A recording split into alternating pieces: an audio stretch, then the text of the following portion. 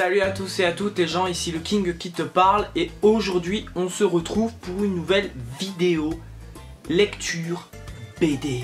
Et oui. Alors je crois bien que ça fait un an, peut-être 2 ans que je n'ai pas fait de vidéo lecture BD, voilà, où je vous parle d'une BD que j'ai lue plus ou moins récemment. Voilà, alors comme tu l'auras certainement vu dans le titre de cette vidéo, aujourd'hui dans cette vidéo lecture BD, alors je pense pas que la prochaine vidéo sera pour tout de suite, je préfère le clarifier là-dessus, mais voilà, je voulais vous faire cette petite vidéo parce que ça faisait longtemps, voilà, et puis ça me fait plaisir. Et du coup aujourd'hui les gens, dans cette vidéo lecture BD, je vais vous parler du dernier volume d'Astérix qui est sorti en octobre dernier, donc voilà, La fille de Vercingétorix. Alors Astérix, la fille de Vercingétorix est écrit par Jean-Yves Ferry et dessiné par Didier Conrad. Et il n'y a pas l'édition, bref c'est pas grave. D'après Goscinny, voilà, et Uderzo, hein, bien évidemment. Alors faut savoir que Goscinny, si vous n'êtes pas au courant, Goscinny est mort et Uderzo par contre lui il est bien vivant encore. Bon, il est vieux, très vieux, mais il est encore en vie. Alors j'ai lu il n'y a pas si longtemps que ça ce petit volume des familles qui se concentre, voilà, comme vous voyez sur la couverture et puis dans le titre, sur la fille la fille de Vercingétorix. Alors je vous donnerai un bref avis à la fin, voilà, comme la dernière fois. Là je vous fais un petit résumé. Alors au tout début de cette nouvelle histoire des Astérix, il y a deux lieutenants, deux Gaulois, voilà, qui arrivent au village avec une fille, donc la fille de Vercingétorix, pour aller parler auprès de Abraracourcix en lui demandant de s'occuper on va dire, de leur fille adoptive, parce que les deux gars, on va apprendre que les deux gars sont les deux lieutenants de Vercingétorix. C'est Vercingétorix avant d'avoir été vaincu définitivement par César, a demandé à ces deux lieutenants de s'occuper, de prendre soin de sa fille. D'ailleurs au passage Vercingétorix lui a filé à sa fille son torque. Voilà, c'est un signe honorifique. Donc il lui a filé son torque. Et ensuite à ce moment là, après bon voilà, vous connaissez la suite, il a été vaincu par César, il a déposé les armes. D'ailleurs ce qui est assez drôle dans Astérix, la petite caricature, c'est quand il jette les armes et ça tombe sur les pieds de César, et César qui a super mal. Voilà, vous connaissez le truc, mais en tout cas ça m'a fait bien rigoler. Et on va apprendre que si les Romains ont gagné à Alésia, ce n'est pas, c'est grâce à la trahison d'un des membres de l'équipe, on va dire, du groupe des Gaulois dirigé par Vercingétorix, qui n'est autre que Adictocérix, si je me trompe pas. Adictocérix qui a trompé, on va dire, Vercingétorix, l'a vendu à César pour bien se faire voir auprès de César, avoir des récompenses. Voilà, bon, c'est un petit peu le truc classique, on va dire, de nos jours. Donc il a vendu tranquille, et c'est comme ça que Vercingétorix a été vaincu à Alésia. Et aujourd'hui encore, il est encore là à la poursuite de Adrénaline. Voilà, Adrénaline qui est la fille de Vercingétorix. Voilà, Adrénaline, bon, c'est un sacré nom, hein.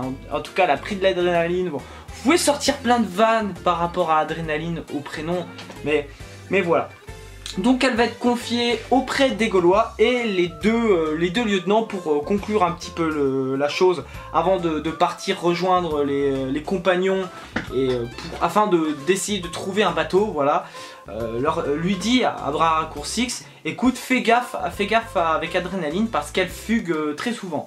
Voilà, donc du coup après ça, Abraracourcix convoque Astérix et Obélix en leur demandant, écoutez, elle fugue souvent, c'est la fille de Vercingétorix, alors si vous pouviez ne serait-ce que la surveiller, voir si elle ne ferait peut-être pas de conneries, etc., etc. Voilà, du coup Astérix et Obélix acceptent, avec un peu de réticence du côté d'Obélix, mais voilà. Et ensuite on va avoir Adrénaline qui va faire la rencontre de nouveaux personnages que je ne crois pas avoir déjà rencontrés dans les Astérix. Il s'agit du fils de Ordre Alphabetix, qui n'est autre que le poissonnier, je crois. Et le fils, c'est... ordre alphabétique, ça a 2 fils, c'est Blinix, je crois, Blinix qui est l'aîné, et Surimix, je crois, un truc dans le genre. Et ensuite, elle va faire la connaissance de Selphix, qui n'est autre que le fils de Cetotomatix, qui est le forgeron. Donc les deux, enfin, voilà, elle va se lier d'amitié avec eux, donc c'est le petit groupe d'enfants, le petit groupe d'ados, voilà, etc. Elle va se lier d'amitié avec. D'ailleurs, c'est automatique, c'est ordre alphabétique, il y a toujours le petit gag entre les deux, la petite guéguerre, c'est assez drôle. Et voilà, elle va expliquer, voilà, moi j'en ai marre de ma famille, etc. Elle va surtout se plaindre un petit peu, qu'elle en a un peu ras-le-bol. Ça va être un peu le bazar, on va dire, au village avec Astérix et Obélix. D'ailleurs, Obélix qui est un peu frustré de cette... Enfin, il a une sorte de petite frustration par rapport aux enfants qui parlent assez mal des sangliers. Voilà, arrête de parler des sangliers. Au bout d'un moment, j'en ai marre des sangliers. Au bout d'un moment, il n'y en aura plus. Faut arrêter voilà, de toujours en prendre, etc. Du coup, ça a totalement frustré Obélix. C'était assez drôle ce petit passage dans la clairière d'Obélix. Donc ça m'a bien fait rire.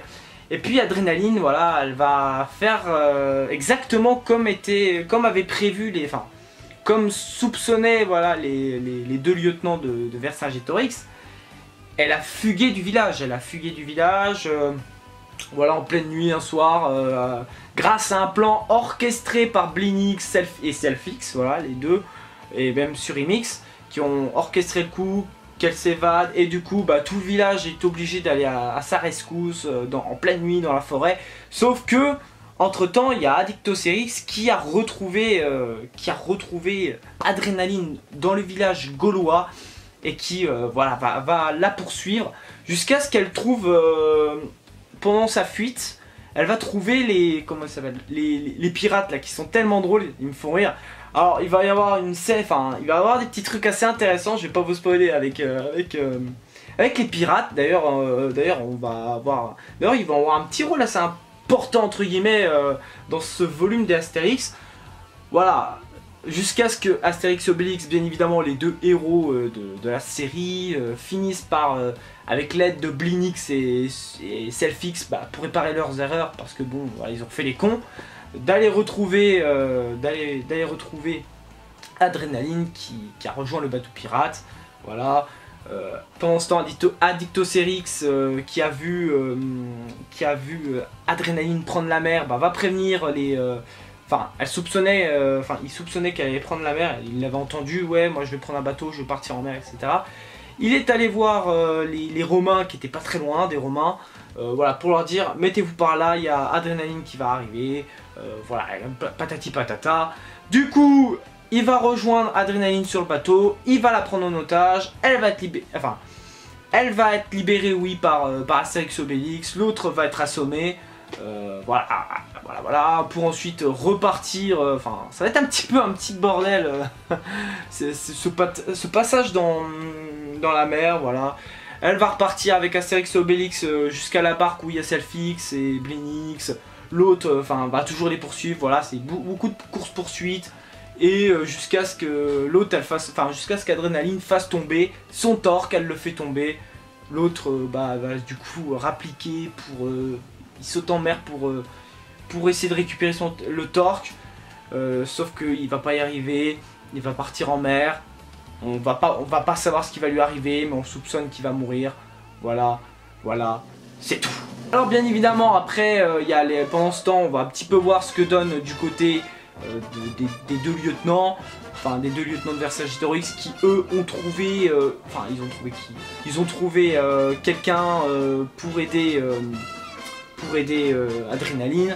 Alors, Adrénaline qui va dire clairement auprès des lieutenants qu'elle veut pas partir à la reconquête de la Gaule, elle veut avoir une vie paisible, une vie tranquille.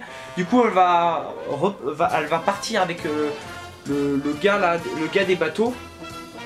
Que les 2 lieutenants avaient loué là, le gars, donc elle va repartir avec, ils vont partir dans des îles un peu partout, on ne sait où, voilà, pour vivre une petite vie assez tranquille, voilà, et c'est là que ça s'arrête, voilà, c'est là que le volume cet épisode des Astérix s'arrête. Alors honnêtement, c'est pas la BD que j'ai préférée. C'était assez sympa, je dois vous avouer, mais c'était pas forcément la BD que j'ai préférée. voilà, le Astérix. C'est assez, enfin, d'où c'est assez décevant, c'est que peut-être je m'attendais à... Je m'attendais à mieux par rapport à l'histoire avec la fille d'Astérix. Et je me dis que dans celui-là, Astérix et Obélix, ils ont peut-être pas servi à grand chose. Pour moi, ils n'ont pas eu un très très grand rôle. Sauf dans le cas, voilà, faut partir à la fuite, etc. Mais pour moi, ils ont pas eu un grand...